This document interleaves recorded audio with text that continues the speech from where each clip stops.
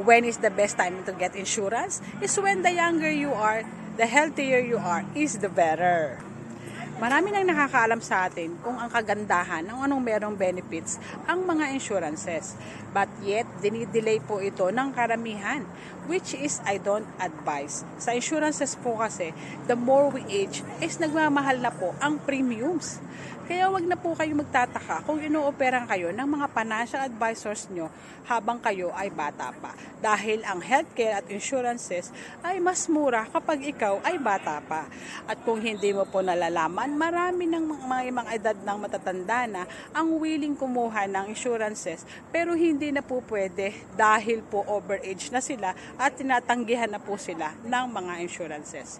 Just like a 3-in-1 Kaiser plan, 10 years old to 60 years old lang po ang pwedeng maka-avail nito. Kaya naman po alalahanin mo ang mga panahong inooperan pa